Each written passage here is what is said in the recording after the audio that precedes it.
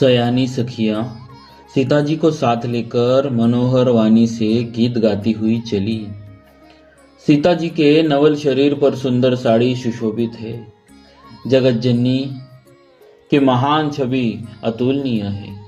सब आभूषण अपनी अपनी जगह पर शोभित है, जिन्हें सखियों ने अंग अंग में भली भांति सजाकर पहनाया है। जब सीता जी ने रंगभूमि में पैर रखा, तब उनका दिव्य रूप देखकर स्त्री पुरुष सभी मोहित हो गए। देवताओं ने हर्षित होकर नगाड़े बजाए और पुष्प बरसाकर अप्सराएं गाने लगी। सीता जी के कर्ण कमलों में जयमाला सुशोभित है। सब राजा चकित होकर अचानक उनकी ओर देखने लगे। सीता जी चकित चित्त से श्री रामचंद्र जी को देखने लगे। तब सब राजा लोग मोह के वश हो गए। सीता जी ने मुनि के पास बैठे हुए दोनों भाइयों को देखा तो उनके नेत्र अपना खजाना पाकर ललचाकर वही श्री राम जी में जा लगे, स्थिर हो गए। परंतु गुरुजनों की लाज से तथा बहुत बड़े समाज को देखकर सीता जी सकुचा गई। वे श्री रामचंद्र जी को हृदय में लाकर सखियों की ओर देखने लगी। श्री रामचंद्र जी का रूप और सीता जी की छवि देखकर स्त्री पुरुषों ने पलक मारना छोड़ दिया।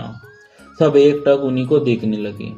सभी अपने मन में सोचते हैं, पर कहते सकुचाते हैं। मन ही मन विधाता से विनय करते हैं, हे विधाता, जनक की मूर्ता को शीघ्र हर लीजिए और हमारी ही ऐसी सुंदर बुद्धि उन्हें दीजिए कि जिसके बिना ही विचार किए राजा अपना प्रण छोड़कर सीता जी का विवाह राम जी से कर दे। संसार उन्हें भला कहेगा, क्योंकि इस बात सब किसी को अच्छी लगती है। क्योंकि यह बात सब किसी को अच्छी लगती है। हट करने से अंत में भी हृदय जलेगा। सब लोग इसी लालसा में मग्न हो रहे हैं कि जानकी जी के योग्य वर तो यह सांवला ही है। तब राजा जनक ने बंदी जनों को बुलाया, भाटों को बुलाया। वे विरुदावली वंश की कीर्ति गाते हुए चले आए। राजा ने कहा, जाकर मेरा प्रण सबसे कहो। भाट चले, उनके हृदय में कम आनंद न था। भाटों ने श्रेष्ठ वचन कहे, हे पृथ्वी की पालना करने वाले सब राजागण सुनिए।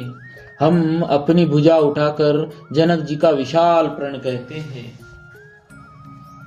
राजाओं की भुजाओं का बल चंद्रमा है। शिव जी का धनुष राहु है। वह भारी है, कठोर है, यह सबको विदित है। बड़े भारी योद्धा रावण और बानासुर भी इस धनुष को देखकर चुपके से चलते बने। उसे उठाना तो दूर रहा, छूने तक की हिम्मत न हुई। उसी शिव जी के कठोर धनुष को आज इस राज समाज में जो भी तोड़ेगा, तीनों लोकों की विजय के साथ ही उसको जानकी जी बिना किसी विचार के हठपूर्वक वरण करेगी। प्रण सुनकर सब राजा ललचा उठे। जो वीरता के अभिमानी थे वे मन में बहुत ही तमतमा गए। कमर कसकर अकुला कर उठे और अपने इष्टदेव को सिर नवाकर चले। वे तमतमाकर बड़े ताव से शिव जी के धनुष की ओर देखते हैं और फिर निगाह जमाकर उसे पकड़ते हैं। करोड़ों भांति से जोर लगाते हैं, पर वह उठता ही नहीं। जिन राजाओं के मन में कुछ विवेक है वे धनुष के पास ही नहीं जाते। वे मूर्ख राजा तमक कर किटकिटा कर धनुष को पकड़ते हैं, परंतु जब नहीं उठता तो लजा कर चले जाते हैं। मानो वीरों की भुजाओं का बल पाकर वह धनुष अधिक अधिक भारी होता जाता है। तब 10,000 राजा एक ही बार धनुष को उठाने लगे तो भी वह उनके टाले नहीं टलता।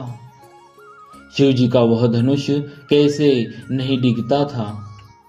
जैसे कामी पुरुष के वचनों से सती का मन कभी चलायमान नहीं होता।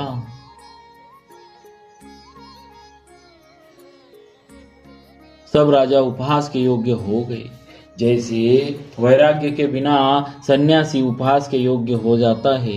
कीर्ति, विजय, बड़ी वीरता, इन सब को वे धनुष के हाथों बरबस हार कर चले गए। राजा लोग हृदय से हार कर श्रीहीन हतप्रभ हो गए और अपने अपने समाज में जा बैठे। राजाओं को असफल देखकर जनक अकुला उठे और ऐसे वचन बोले जो मानो क्रोध में सने हुए थे। मैंने जो प्रण ठाना था उसे सुनकर द्वीप द्वीप के अनेकों राजा आए। देवता और दैत्य भी मनुष्य का शरीर धारण करके आए तथा और भी बहुत से रणधीर वीर आए, परंतु धनुष को तोड़कर मनोहर कन्या, बड़ी विजय और अत्यंत सुंदर कीर्ति को पाने वाला मानो ब्रह्मा ने किसी को रचा ही नहीं। कहिए यह लाभ किसको अच्छा नहीं लगता, परंतु किसी ने भी शंकर जी का धनुष नहीं चढ़ाया। अरे भाई, चढ़ाना और तोड़ना तो दूर रहा, कोई तिल भर भूमि भी छुड़ा न सका। अब कोई वीरता का अभिमानी नाराज न हो। मैंने जान लिया पृथ्वी वीरों से खाली हो गई। अब आशा छोड़कर अपने अपने घर जाओ। ब्रह्मा ने सीता का विवाह लिखा ही नहीं। यदि प्रण छोड़ता हूँ तो पुण्य जाता है, इसीलिए क्या करूँ, कन्या कुंवारी ही रहे। यदि मैं जानता कि पृथ्वी वीरों से शून्य है तो प्रण करके उपहास का पात्र न बनता। जनक के वचन सुनकर सभी स्त्री पुरुष जनक जी की ओर देखकर दुखी हुए, परंतु लक्ष्मण जी तमतमा उठे। उनकी भौहें टेढ़ी हो गई, ओठ फड़कने लगे और नेत्र क्रोध से लाल हो गए।